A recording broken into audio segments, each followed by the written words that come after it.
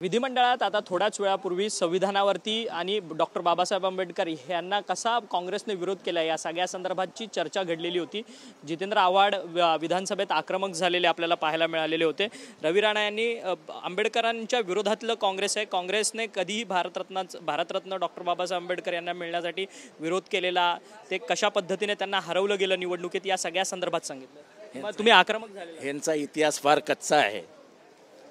बाबासाहेबांना ड्राफ्टिंग कमिटीचा अध्यक्ष हे नेहरू आणि गांधींनी केलं। त्याचं कारण एकच होतं की शोषित समाजाचं प्रतिनिधित्व हे कोण सर्वात जास्त प्रमाणात करू शकतं, तर ते बाबासाहेब आंबेडकर आहेत। संविधान सभा स्थापन झाली, 7 सदस्य होते। शेवटच्या मीटिंगपर्यंत त्याच्यातला 6 गायब झाले आणि बाबासाहेबांनी एकट्याने बसून हस्तलिखित जे जगातलं पहिलं संविधान लिहिलं। त्याला RSS म्हणायची की जगातले सगळ्या संविधानाचे तुकडे तुकडे करून या संविधानात आणलेत। RSSचा संविधानाला विरोध होता आणि त्यांनी ऑर्गनायझर या मासिक जे त्यांचं मुखपत्र होतं त्याच्यामध्ये 1950 मध्ये लिहिलं की we oppose this because this doesn't have the touch of the history of earlier Bharat. म्हणजे ह्याच्यात मनुस्मृतीचा स्पर्श नाही, ते आम्हाला मान्य नाही। त्यांना मनुस्मृती हेच संविधान आहे असं म्हणायचं होतं। दुसरी गोष्ट, तिरंग्याला मान्यता ही 1923 वगैरे पासून आली असेल, तिरंगा बदलत गेला। मी त्याचा इतिहास उद्या सांगेन। आणि अखेरीस पूर्ण तिरंगा हा डॉक्टर बाबासाहेब आंबेडकरांनी संविधानात आणला की तिरंग्याचा रंग कसा असला पाहिजे, तिरंग्यामधलं चक्र किती मोठं असलं पाहिजे, पंधराचा लांबी रुंदी किती असायला पाहिजे, भगव्याची लांबी रुंदी किती असायला पाहिजे, हिरव्याची लांबी रुंदी कशी असायला पाहिजे, आपलं राष्ट्रगीत किती मिनिटात म्हटलं पाहिजे, हे सगळं बाबासाहेबांनी संविधानात आणलंय। त्या संविधानाला यांनी विरोध केला, तिरंग्याला विरोध केला। का तर म्हणजे तिरंगी तीन रंगाचा आहे आणि 3 हा आकडा अशुभ आहे। RSSच्या मुख्यालयावरती तिरंगा लागत नव्हता। नागपूरच्या कार्यकर्त्यांनी घुसून कार्यालयावरती तिरंगा रोवला, तेव्हापासून तिरंगा लागायला लागला। हे काय सांगतात?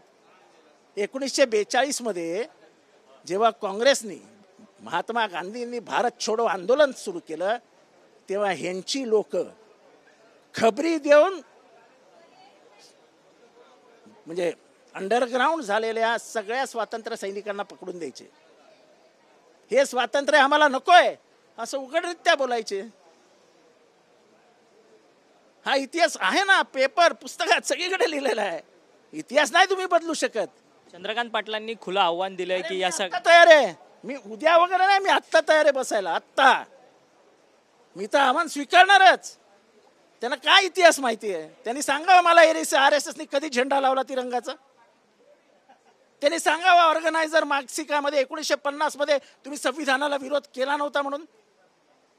गोळवलकरांच्या पुस्तकात काय लिहिलंय बघा जाऊन। मी बोलत नाही, काय काय लिहिलेलं आहे। ते म्हणायचे चातुर्वर्ण्य आम्हाला मान्य आहे, चातुर्वर्ण्य देवाने पाठवलंय, ते कर्मानुसार झालंच पाहिजे आणि ते संविधानात त्याला स्थान दिलंच पाहिजे। हे गोळवलकरांच्या पुस्तकात लिहिलेलं आहे, हे आम्ही बाहेरनं नाही आलोय। तुम्ही एक ट्विट सुद्धा टाकलंय। खरं तर खासदार शिवसेनेचे खासदार पंतप्रधान मोदींना भेटले, त्या फोटोमध्ये सुनील तटकरे सुद्धा होते। सुनील तटकरेंचा उल्लेख पंतप्रधान मोदींनी ट्विटमध्ये केला नाही अशी खोचक टीका जी आहे तुम्ही ट्विटद्वारे केली। ते करावं लागतं ना, थोडंफार तर बोलावं लागेल की नाही। पण राष्ट्रवादीला योग्य ती जागा या महायुतीमध्ये मिळत नाही का? पंतप्रधानांकडनं त्यांना योग्य तो सन्मान मिळत नाही का? तो त्यांनी ओळखावा, मी नाही। आता जे पंतप्रधान वागले त्याच्यावरती आम्ही बोललो। तर धन्यवाद, तुम्ही आमच्याशी बातचीत केली। थोड्या वेळापूर्वी सभागृहात संविधान ह्या सगळ्या विषयावरती चर्चा झाली। काँग्रेस कसं संविधान विरोधी आहे या सगळ्या संदर्भातलं आक्रमक भाष्य जे आहे ते रवी राणा यांनी केलेलं होतं आणि त्याला तोडीसतोड उत्तर जे आहे ते विरोधी पक्षनेते विजय वडेट्टीवार आणि जितेंद्र आव्हाड यांनी सभागृहात केलेलं होतं। सभागृहाच्या बाहेर येऊन माध्यमांशी बोलताना जितेंद्र आव्हाड यांनी कशा पद्धतीने काँग्रेसने संपूर्ण संविधानाचा आणि डॉक्टर बाबासाहेब आंबेडकर यांचा सन्मान केलेला आहे या सगळ्या संदर्भातले दाखले जे आहेत ते आपल्याशी बोलताना दिलेले आहेत। व्हिडिओ जर्नलिस्ट अमित शिगवंत, अक्षय मंकणी, TV9 मराठी, मुंबई।